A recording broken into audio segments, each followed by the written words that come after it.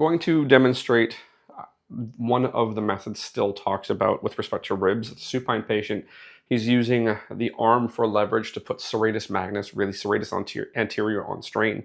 The important thing to note is if you're trying to get serratus to move, it's not about the arm, it's about the scapula. So you're using the scapula to move the arm.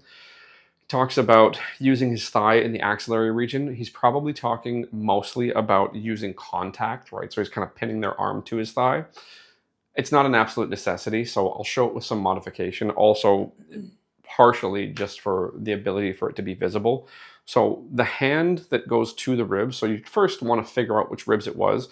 The hand that goes to the ribs is essentially going to be creating a posterior to anterior pressure with respect to what Still's talking about. So once you get that arm where you want it to grab and move wherever your hand is, you're just going to kind of give some PA pressure.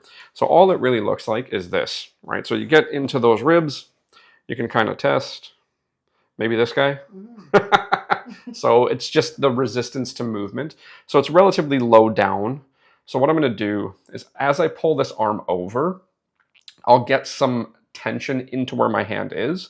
Then the idea is to pull up to create greater quote-unquote strain on serratus magnus or serratus anterior, and then I can use a short lever hand. So hopefully if I bring the arm over here, you can see that I can lift her just with my fingers. Hopefully that shows. I don't know if the contrast is good enough, but whatever. So it's pulling over here across until I get some tension in and around my hand, or really some movement sense, and then I pull it up here, and then that would be what Still would be talking about. His hands would be in a slightly different position, but whatever. So now I go back through that. It feels a little bit better. Right? So it's a method that works. It's just depending on your height and a bunch of other things. It can be a little tricky. I would say that you could probably get most of that done without using the arm as heavily. So you could do something more like this. Get in there. The short lever is going to work.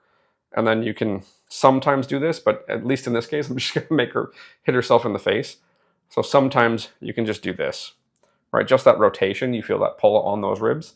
So you can do it in a slightly shorter lever fashion, so I don't have to bring my arm all the way out here. You can put the short lever pressure on it, and then you can generate some movement of the torso onto and off of it. So you can do a relatively similar thing without bringing the arm all the way around.